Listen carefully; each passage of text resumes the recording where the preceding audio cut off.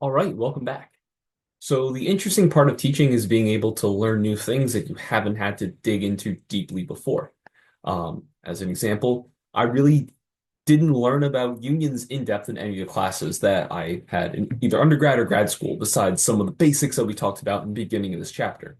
So, and even the previous textbook that I used for this course talked about different models of union behavior. So I was able to learn something for this class, which is fun, but also kind of adds to the work, which is why I'm doing this a little bit later into the semester when I could finally find the free time to sit down, teach it myself, and then go through and actually talk about it. So every textbook on labor unions begins with the quote from Samuel Gompers, who was a very old labor organizer back in the 1800s, who said that unions want more and more and more. Now, as an economist, we do remember this idea when modeling union behavior, no matter how corny it is when it gets incorporated into these chapters. Now, a lot of people say that companies are greedy, so we need to think of labor unions in the same way. In reality, it's not so much that they're greedy, that they're evil, or anything like that. It's that they're trying to maximize their own personal benefit to achieve the highest possible level of utility at their lowest cost. So, like the firm, the union is comprised of a number of individuals who are all acting in their own self-interest with their own desires and goals. But the way that we're going to talk about this analysis through this chapter, because we're keeping it at a fairly high level, we're going to stay simple. We're going to talk about unions having a singular goal, kind of acting like they're one individual or one unit, like we have been talking about with firms. So we can think of them quite a bit like firms. So they're acting in their own self-interest. That's what they're trying to maximize. And that even though they're made of people, we're thinking of them and talking about them as if they're acting in with one singular goal in mind. Now, there are a few different models of union behavior that we're going to talk about. The first thing that we're going to talk about here is the monopoly union. So all the workers are belonging to this union. They're only able to hire union workers like within those firms where they're being done. So it's basically work with the union, hire the workers or not. So we're going to see how their negotiation tactics work. Basically, what we have here is a labor union kind of setting the workers' wages through their negotiations with the firm. But basically, we're going to look at them as if they're demanding to get a specific wage, and that's what firms are going to agree with. So, based on that wage, the firm decides how many workers they want to employ. They're kind of taking that as a given. Before, firms would take wages as given by the market. So the overall labor market would determine what wages would be through the interaction of supply and demand. So all the different firms and all the workers. Firms didn't have enough market power through most of the models that we looked at to actually like determine wages. They just kind of had to take what was in the market. Now they're doing the same thing, but it's based on what the unions are willing to negotiate. And importantly, because firms face a hard budget constraint, you literally cannot keep losing money forever. When firms' labor costs increase, at some point they need to hire fewer workers. They need to reduce those labor costs to get it back down to a manageable level so that they can operate at a profit or minimize their losses in the short term. So as a result, if unions raise wages above the equilibrium level, what we'll see is kind of a side effect of lower employment for unionized workers in that firm or in that industry. Now, based on some of our exercises over the past few weeks, some of the problem sets and examples that we went through in the lectures and in the textbook, this should make sense that increasing the cost of wages is going to end up on the margin decreasing the level of employment. There are some workers out there who would have been happy to work at that equilibrium wage, which is lower than the union wage, that are going to end up not being hired at this higher union wage. So those workers specifically are going to lose out. But all of the workers who are hired and are working at the higher union wage will benefit. There's typically more of them than there are the workers that will lose their jobs. Now, how many workers lose out on employment differs by firm and it differs by industry. So as an example, if the firm's labor demand is relatively inelastic, meaning that the firm's labor demand is not responsive to a change in wages, then unions are going to be more effective. There will be fewer job losses because the firm will be willing to absorb the extra labor costs. So on the midterm, there was that question about the high-tech firm. Their labor demand was relatively inelastic because of the lack of substitutes in their production process. Those firms needed the workers. So in this case, they'd be willing to absorb the higher labor costs and they wouldn't fire that many workers. They would maintain higher levels of employment pretty close to where they were before the wage increase. On the other hand, fast food restaurants were the other example, kind of at the other end or the other extreme. They would be much more sensitive to changes in wages. So if there was a union bargaining for higher wages for fast food restaurant workers, it would result in comparatively larger job losses and a greater shift of capital in the production process. So now let's explore this graphically. I know I can hear some of your groans through time and space. I use Microsoft Paint to turn the figure from 10.3 in the text with multiple demand curves and utility curves into a simple one here so we can start with a simple explanation without all these extra curves in the way. Hopefully this helps you guys. So let's set up the players. You have the union on one side that wants to maximize their utility for their workers. In this case, let's just think of it being employment and wages, just a combination of that. Of course, they care about more, but we can't show this stuff graphically if we start getting into 3, 4, 5, 6 characteristics. On the other hand, we have the firm. The firm wants to maximize their profits. So to do that, they want to try to minimize their labor costs. Now, these two parties are opposed, kind of like in the regular market, how we have consumers that want to buy at a low price and firms that want to sell at a high price. And through their interactions, the firm and consumers end up, guiding the market towards an equilibrium price that's somewhere in the middle between both of their goals. The same sort of thing happens here with unions and with firms. Through their interactions, the firm and the union will reach a new equilibrium wage level and employment level. In this example, firms face a downward sloping demand curve. Remember, this means that as wages that firms have to pay workers increase, fewer workers are going to be hired by firms in this case because of the added cost of each worker. Now, the union has indifference curves similar to what we saw with all workers. So this is their indifference curve right here, very similar to what we saw with workers, the same kind of shape. It has the same sorts of properties. All indifference curves and utility functions have those properties. And also, firms are constrained by the union demands, and unions are constrained by what's possible for the firm while staying in business.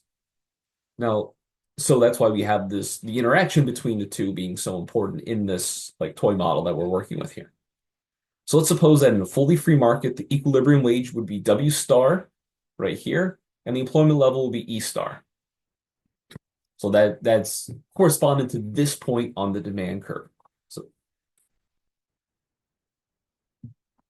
But in this case, union workers and the rank and file, they want higher wages for the workers. So to determine where that will be, we look to see where their utility curve is tangent to the demand curve. So in this case, it's here at point M, where the utility curve, the indifference curve right here, just barely touches the demand curve at one point.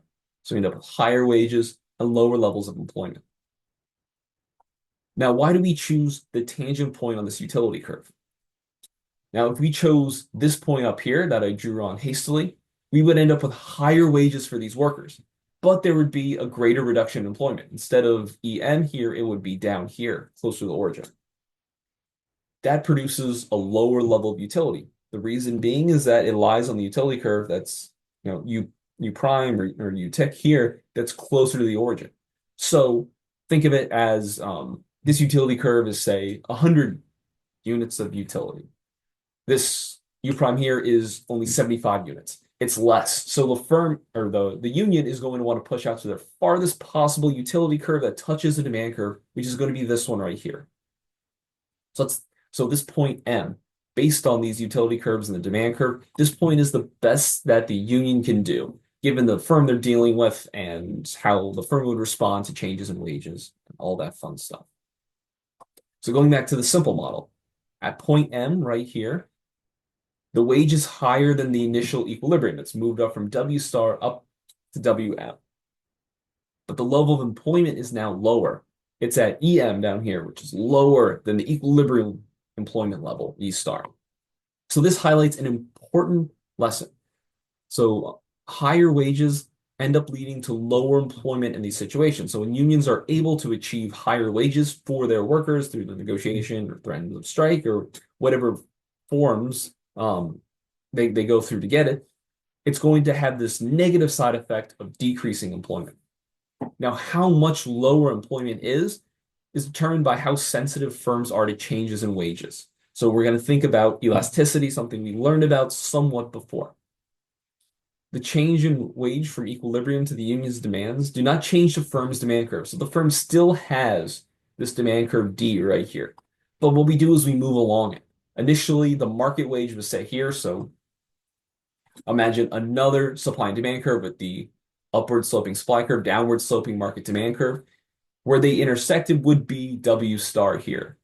That's why it's seemingly in a weird place because it's being determined elsewhere. And then the union is negotiating a higher wage, so moving up to this point M.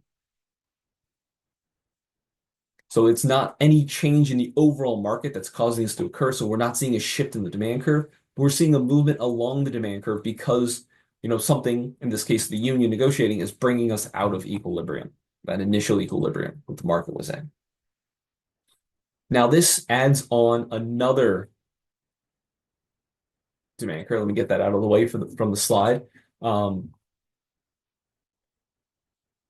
Here we go. So this demand curve, D prime right here, is a lot steeper. This shows what happens if labor demand is less elastic or less sensitive to a change in wages.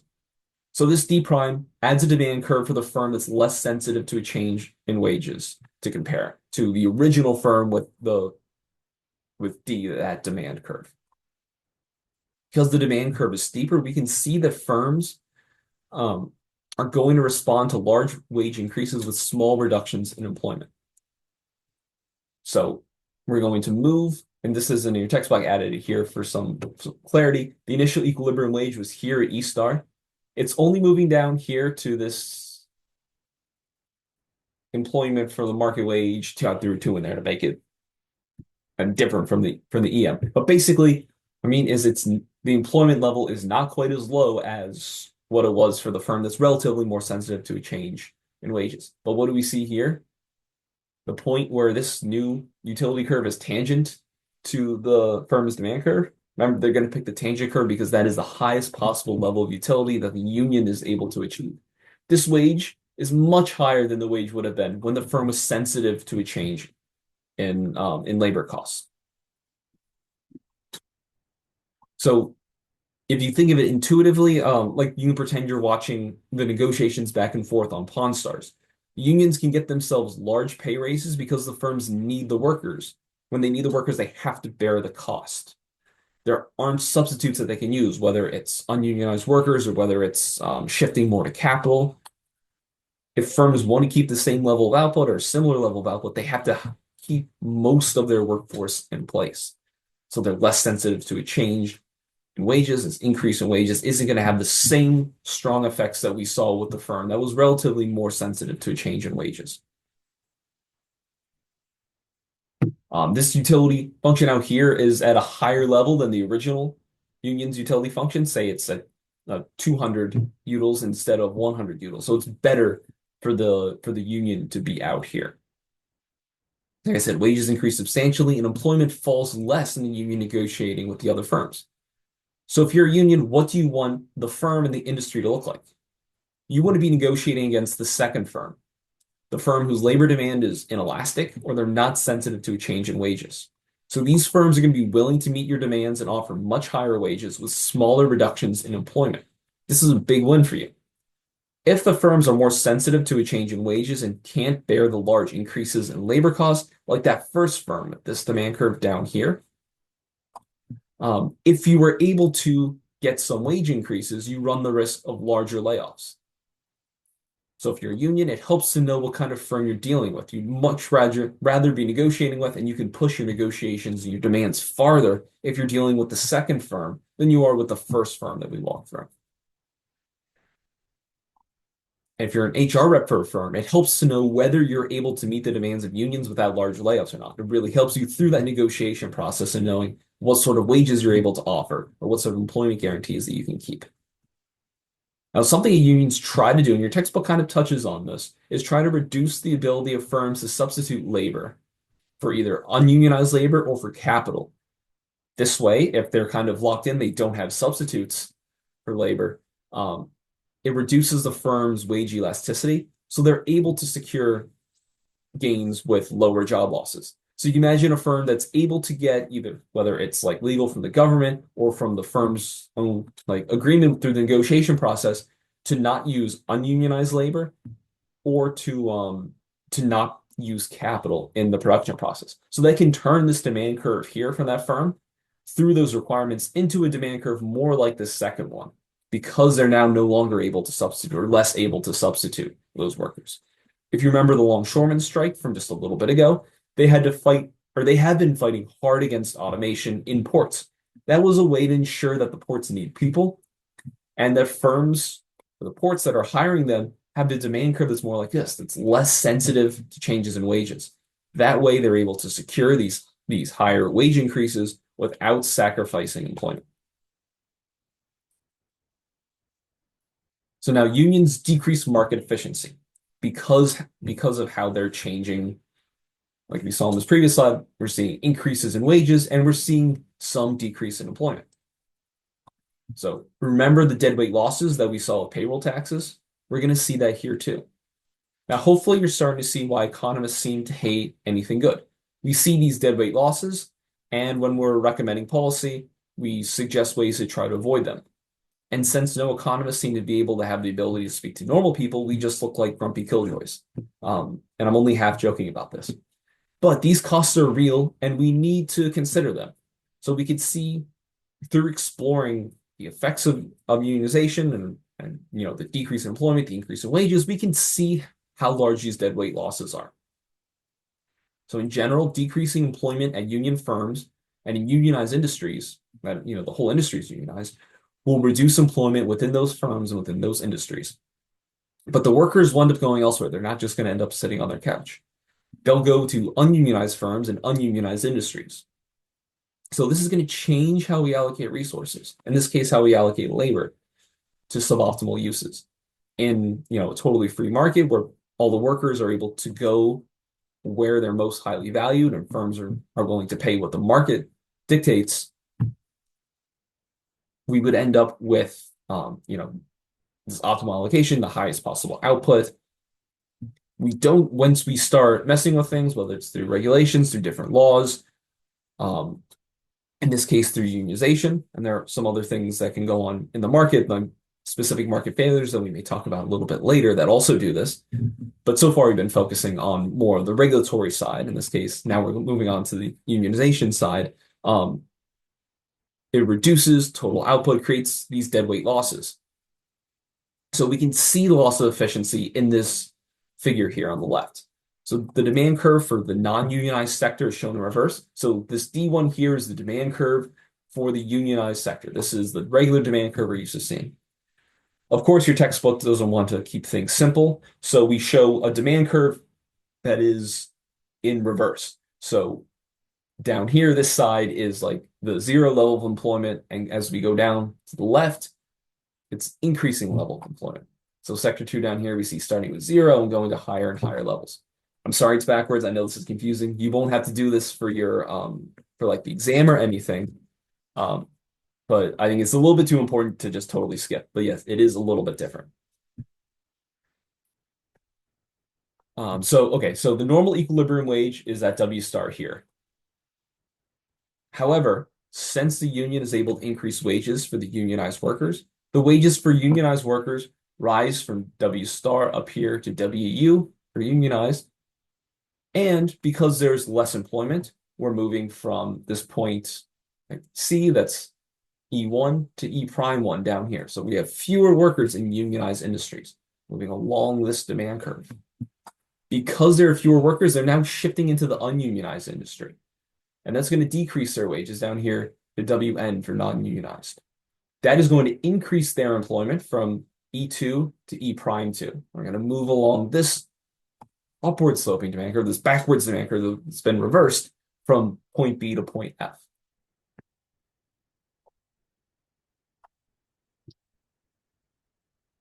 Yeah, so what we can take the area under each demand curve to show what the total output is. So the national output is the combination of these two industry types because we classify everything as either unionized or non-unionized. So for the unionized industry, originally it was from point A down to point B and over to point C. So this whole area in here was their production. For non-unionized firms, it's the opposite side. So it's from A prime to B down to C. So this whole area in here was the non-unionized industries output.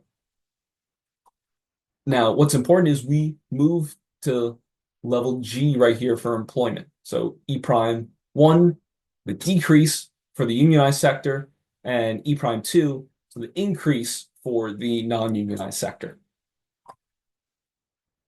I know this is getting a little confusing. Let's go back to something we know, the deadweight loss triangle. So because we've moved from the equilibrium employment here down to this lower level for unionized and higher level for non-unionized, we now have these transactions that would have taken place but are not taking place because they're shifting from one industry to the other. So now we're creating this deadweight loss. The new total national income for all of the unionized firms is this area A to E down to G. So this area right here is their total output of unionized firms. And then from A prime down here to F to G, this whole area in here is the total output for non-unionized industries. So before we were basically going from A to B up to A, this whole area under here. Now we're doing that minus this chunk right here. So this is just kind of visually walking you through how there is this deadweight loss that's going to be present when we have the unionization artificially raising wages in some industries, leading to relatively lower wages in other industries, and this shift in employment and the misallocation of labor resources. Because they would have been more productive had these workers gone to the unionized industries, now they're shifting to something where their work is slightly less valued. It ends up decreasing overall output. Now, in general, unionized workers that keep their jobs benefit from these higher wages. The workers that are forced into other industries that would have worked at the original equilibrium wage end up losing, and society overall loses from this reduced output and the reduced economic efficiency. Although it's important to note that this reduced economic output, this little area right here, is spread across all the people in the US. So what, 330, 350 million. So it ends up being relatively small for each person. So you're not bearing this huge, huge cost from that. But it does have this fairly large effect for the overall economy. So I've talked about a lot so far, even though it's just been a few slides. So I'm going to stop this lecture here, and we'll pick up with efficient bargaining in the next lecture.